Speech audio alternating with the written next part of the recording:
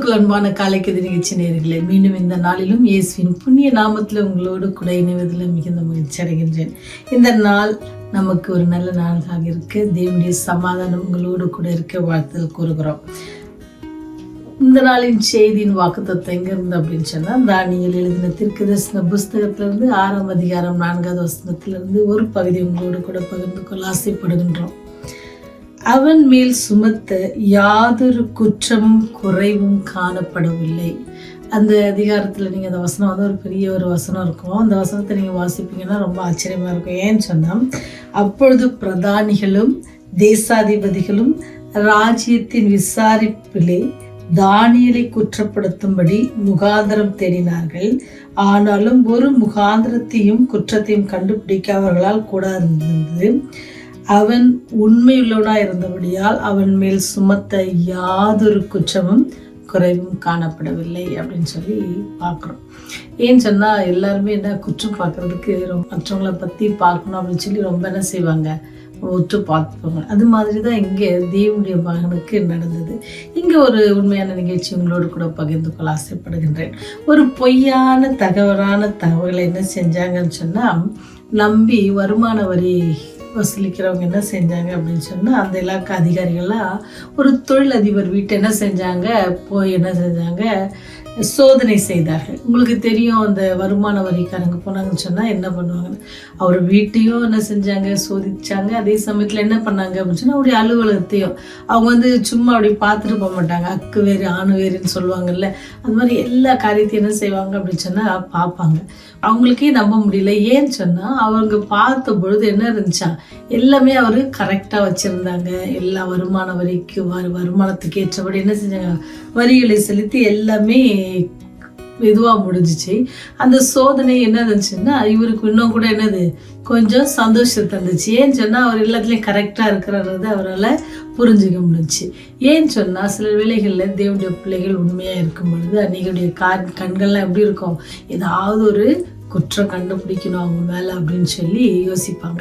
அது மாதிரி தான் இந்த தொழிலதிபருக்கும் நடந்துச்சு.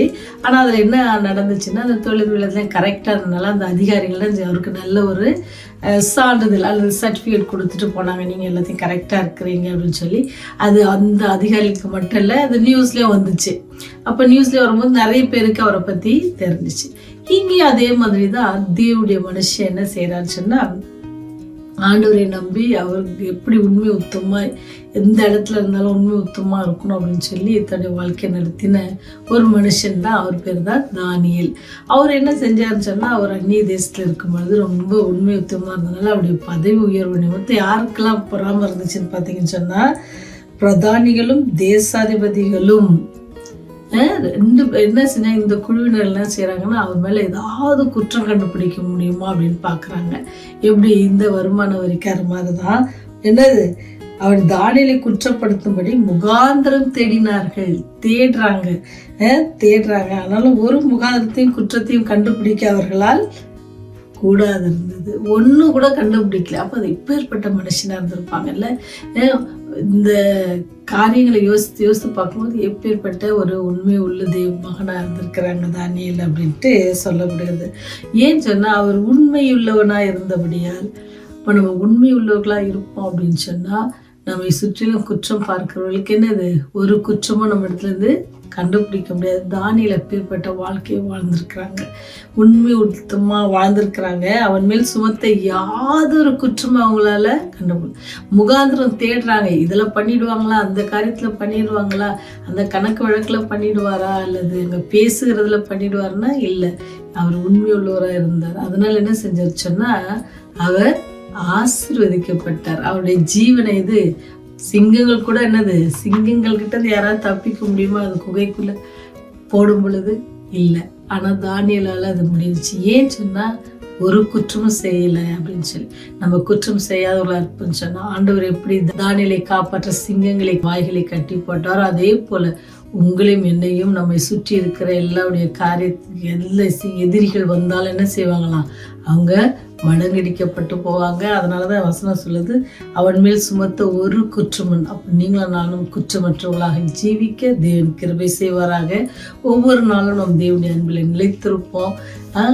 ஏன்னு சொன்னா இந்த நாட்களில எல்லாரும் என்ன செய்வாங்க, தேவனுடைய பிள்ளைகளை பார்த்து எப்படி இருக்கிறாங்க அப்படின்னு சொல்லி எல்லாரும் நம்ம நோக்கி பார்த்து கொண்டிருப்பாங்க. அப்ப நாமளும் என்ன செய்யணும்னு சொன்னா, ஆண்டவருக்கு பிரியமான பிள்ளைகளாக எப்படி தானியேலை போல உண்மையுள்ளவர்களாக நம்ம இருப்போம் அப்படின்னு சொன்னா, தேவன் நம்ம எதிர்த்து நிற்கிற எத்தனை பேர் சேனாதிபதிகளா இருக்கட்டும், யாரா இருந்தாலும், தேசாதிபதிகளா இருக்கட்டும், பிரதானிகளாக இருக்கட்டும், பெரிய ஆட்களாக யாரா இருந்தாலும் அவர்கள் மத்தியில நம்ம என்ன செய்வார், ஆண்டவர் உயர்த்த வல்லவராக இருக்கிறார். அதுதான் இன்னைக்கு நமக்கு வருகிற செய்தி. நம்ம இடத்துல இருந்து யாரும் அது குற்றம் யாரும் காணாதபடிக்கு நம்முடைய காரியங்களை செய்வோமாக. தேவன் நம்மை ஆசீர்வதிப்பாக. ஜெபம் செய்வோமா? அன்பின் தேவனே, இரக்கத்தில் ஐஸ்வரம் உள்ளவரே, இந்த நாளை நீர் எங்களுக்கு கூட்டி கொடுத்த கிருபைக்காக நன்றி செலுத்துகிறோம். அளவில்லாத உடைய தயவுக்காக நன்றி செலுத்துகிறோம். தகப்பனே, இரவில் நல்ல நித்திரை தந்து காலைக்கான கிருபை செய்ததுக்காக நன்றி செலுத்துகிறோம். இந்த நாளிலும் கூட நாங்கள் கேட்ட செய்தி கேட்டது போல ஒரு குற்றமும் சுமத்தாதபடிக்கு ஆண்டவரே, நாங்கள் எல்லாவற்றிலும் உண்மையுள்ளவர்களாக இருக்க நீர் எங்களுக்கு பலன் தாங்க. நாங்கள் சோர்ந்து போகிறோம், தவறி போகிறோம் கர்த்தாவே. அப்படி இல்லாதபடிக்கு தகப்பனே, நீர் எங்களுக்கு கூட இருந்து எங்களை வழிநடத்தி ஆவியானவர் ஒவ்வொருவரோடு கூட இருக்க கிருபை செய்யுங்க. அது மாத்திரலாண்டவரே, மருத்துவமனையில் சுகவீனத்தோடு பலவீனத்தோடு இருக்கிற பிள்ளைகளுக்காக செபிக்கிறோம். அவளுக்கு சுகம் தந்து பலம் தந்து மீண்டும் அவங்க தங்க குடும்பங்களோடு வந்து சேர உதவி செய்யுங்க. வாலிப பிள்ளைகளுக்காக செபிக்கிறோம். தகப்பனே, உண்மை அதிகமாய் பற்றி கொண்டு உமக்கு உண்மையை ஜீவிக்க நீங்கள் கிருபை செய்யுங்க. இந்த நாள் முழுவதும் எங்களோடு கூட இருங்க. நாங்கள் செய்கிற ஒவ்வொரு காரியத்திலும் உங்களுடைய நாமம் மகிமைப்பட கிருபை செய்யுங்க. அவருடைய எப்பொழுதும் உங்களுடைய பிள்ளைகள் ஜீவிக்க தெய்வ ஒத்தாசை ஒவ்வொருவரோடு கூட இருக்க கிருபை செய்து செய்தியை கேட்கிற ஒவ்வொரு பிள்ளைகளுக்காக செபிக்கிறோம்.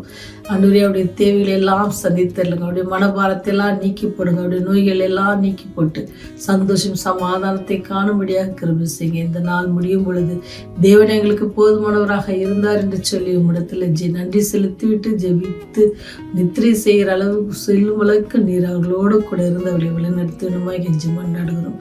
பாதுகாத்து கொள்ளுங்க, வழிநடத்துங்க. அப்படி ராஜ்யம் வரும் பொழுது நாங்கள் ஒருவரும் கெட்டு போகாதபடிக்கு அந்த நித்திய ராஜ்யத்தில் நாங்கள் பங்கு பெறுகிற அந்த பெரிய ஸ்லாக்கியத்தினை எங்களுக்கு தர வேண்டுமா? தாழ்மையோடு ஜெபங்களை ஏறெடுக்கிறோம். ஜீவனுள்ள நல்ல தகப்பனே. ஆமேன், ஆமேன்.